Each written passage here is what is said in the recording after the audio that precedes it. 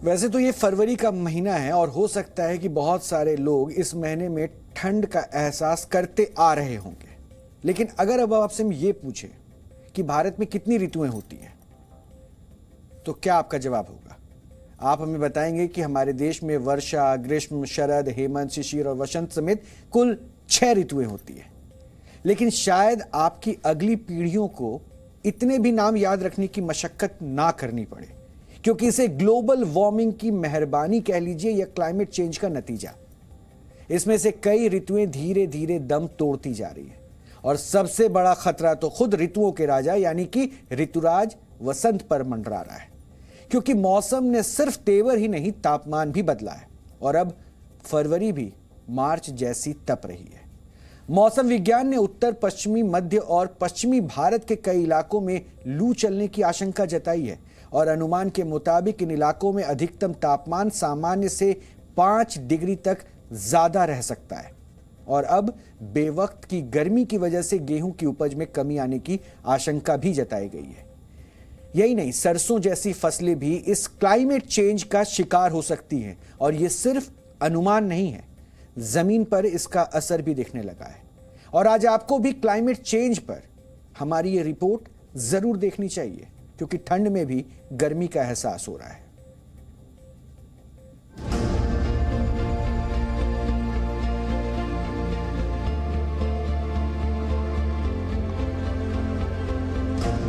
बसंत यानी ऋतुराज, बसंत यानी कवियों की कल्पनाओं और प्रेम कविताओं का केंद्र बिंदु।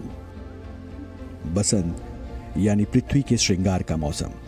लेकिन अब वसंत सिर्फ कविताओं में बचा है, क्योंकि अब उसकी जगह ले ली है गर्म हवा के थपेड़ों ने। और ये गर्मी किसानों की उम्मीदों पर ही नहीं, देश की खाद्यान्न सुरक्षा पर भी भारी पड़ सकती है, क्योंकि राजस्थान से लेकर मध्य प्रदेश और पंजाब से लेकर उत्तर प्रदेश तक गेहूं की फसल पकने की राह पर है। लेकिन बेवक्त की गर्मी दानों को पहले झुलसाने लगी है।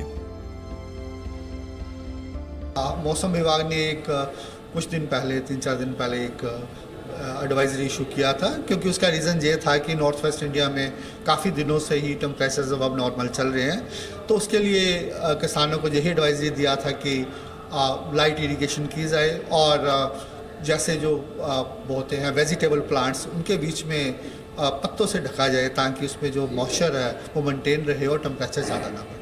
जैसे अगर पिछले सालों की अपेक्षा देखें तो फरवरी के माह में इतना टेम्परेचर इस समय में नहीं रहता था। मैंने देखा है 4-5-6 साल से, तो लगातार 6-7 साल में इस तरह का कोई टेम्परेचर नहीं रहा है। इस समय टेम्परेचर बढ़ा हुआ है और जो कि फसलों के लिए चिंता का विषय है। किसानों को जैसे गेहूं, विशेष रूप से गेहूं की बात करें तो गेहूं में पानी की कमी ना होने दें। अगर पानी की कमी हुई तो गेहूं का दाना सिकुड़ जाएगा और पैदावार में कमी आएगी। तो किसान भाई एहतियात बरतें और अपनी फसलों पर सिंचाई की कमी ना होने दें।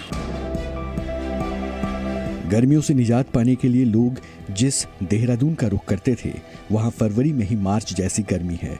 बारिश और बर्फबारी भी सामान्य से कम हुई है और ऐसे में पहाड़ी झरने और पानी के स्रोत भी अभी से सूखने लगे हैं। लिहाजा किसानों की आलू, प्याज, टमाटर और मटर जैसी फसलें खेत में ही खराब हो रही हैं, जबकि गेहूं की फसल पर खराब असर दिख रहा है। ये जो मतलब चने हमने लगाए थे, अब वो 4 एकड़ के हैं, गर्मी के कारण उमस गए और ये फसल देखो मतलब कि नेटम नॉर्मल हो रही है। मतलब क्या करेंगे इसमें?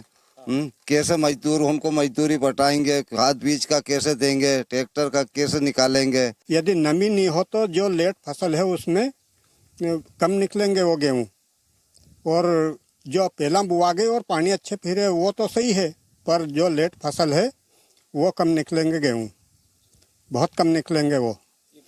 गर्मी की वजह से फसल को नुकसान है।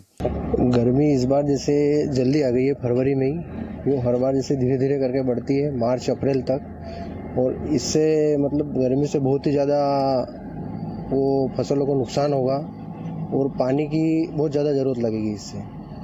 और इससे जैसे कि प्याज वाली जो फसल है उसको बहुत पानी चाहिए, हर चौथे 5वें दिन पानी चाहिए, और इस गर्मी से मतलब पानी की समस्या बहुत ज़्यादा है, तो पानी की ज़रूरत इस बार ज़्यादा पड़ेगी। देश के कुल गेहूं उत्पादन का करीब 20% हिस्सा अकेले मध्य प्रदेश में पैदा होता है, लेकिन फरवरी में ही 35 डिग्री तक चढ़ चुके पारे ने किसानों की उम्मीदों का मीटर डाउन कर दिया है। गर्म तापमान में बालियों के वक्त से पहले पकने और दानों के कमजोर रह जाने का खतरा है। इस बार गर्मी जो है और सालों की अपेक्षा बहुत जल्दी गर्मी शुरू हो गई है। इसकी वजह से जो फसल है, गेहूं, चने वगैरह जो भी हैं, इसमें बाली का निकासी बहुत जल्दी हो गई है। निकासी इस कारण से गेहूं हमारा बहुत पतला रहेगा और कहीं ना कहीं उत्पादन में बहुत कमी आएगी इसकी। जिन किसानों ने गेहूं की बुआई देरी से की थी, मौसम ने उनकी मुश्किलें और बढ़ा दी है। किसान गर्मी के कारण इधर पानी फेरा, इधर सूख रही फसल। हाँ। बरसागी ने बिल्कुल कुछ भी जो बाल मसलते उनमें गेहूं पतला पड़ गया। उसमें अगले साल वाली फसल इन साल नहीं है। सिर्फ गेहूं ही नहीं, सब्जियों की पैदावार भी खतरे में है।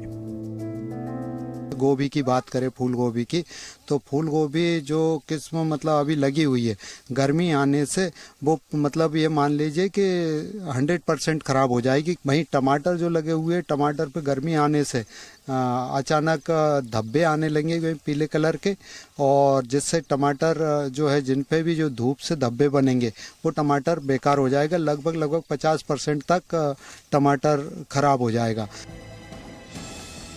वसंत ही नहीं, फरवरी के महीने में चलने वाली पश्चिमी हवाएं भी रूठ गई हैं।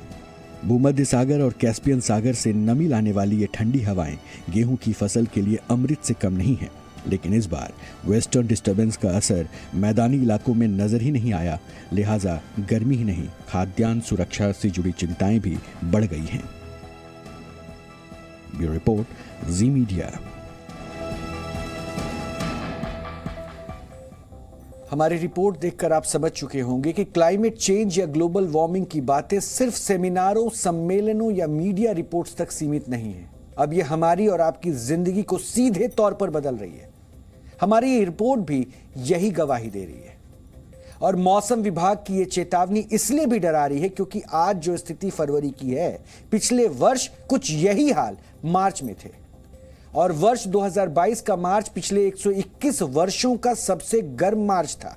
इसका नतीजा यह हुआ था कि वर्ष 2022 में तेज गर्मी की वजह से गेहूं का उत्पादन करीब 2.5% तक घट गया था और सिर्फ 10.06 करोड़ टन गेहूं का उत्पादन ही हुआ था, जो कि पिछले 15 वर्षों में सबसे कम रहा। एक्सपर्ट्स का मानना है कि अगर ऐसे ही हालात रहे तो इस बार भी गेहूं की 5 से 10% तक फसल प्रभावित हो सकती है, जबकि तापमान बढ़ने से सरसों की फसल भी 4 से 6% तक घट सकती है। और इसलिए मौसम के बदले तेवरों ने सरकार की टेंशन भी बढ़ा दी है।